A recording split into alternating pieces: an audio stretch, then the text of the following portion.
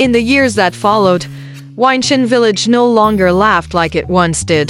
The laughter of children grew rare, then vanished completely. Parents wept at the edge of Lishu River. Candles floated downstream like fallen stars, carrying the names of those taken. The disappearances had grown. No longer just children, now grown men and women began vanishing, drawn by whispers in the night, vanishing without a trace. The villagers were haunted, and fear bled into their bones. They turned to the old priestess, Mother Jing, the only one left who remembered the days before the silence. She emerged from her shrine wearing robes stitched with prayer symbols and bells that chimed against unseen winds. Her face was marked by the river's sorrow, her eyes milked with wisdom. She called the villagers to gather under the twisted moon tree. "There is a lie among you," she said, voice brittle as old parchment. "The one who walks with my lion's face is not of this world. She is not human, and those taken have not drowned, they have been consumed." A gasp rippled through the crowd.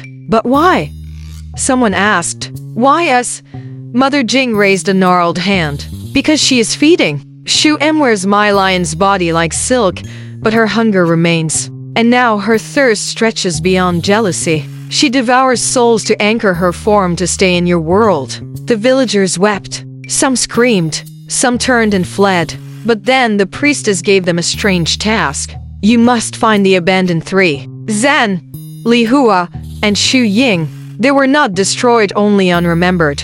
They live at the edge of forgetting, between dream and shadow, where lotus flowers rot upside down. But how do we find them?" A boy cried. Mother Jing's bells rang again. "Follow the night birds that sing at noon. They guard the path to the weeping forest. And when you find the three, do not speak their names. They no longer remember themselves." So a party was chosen, 7 villagers, one from each family who had lost someone. They carried lanterns filled with blood lotus oil and stepped beyond the last rice field, past where the maple trees grew sideways, into the forgotten woods. The forest was wrong. Trees whispered secrets and voices that belonged to dead grandmothers. Shadows peeled off trunks and slithered across the path. Their lanterns flickered, even when the wind was still. On the 3rd night, they found Zan. She sat beside a dried river, carving words into the ground that vanished before they were read. Her hair had turned white, and her eyes were mirrors.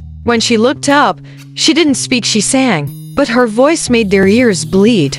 They tied red strings around their wrists, just as Mother Jing instructed, to keep from forgetting themselves. Further in, Li Hua danced in a clearing of bone trees, her limbs snapping like marionette strings. Her silk was torn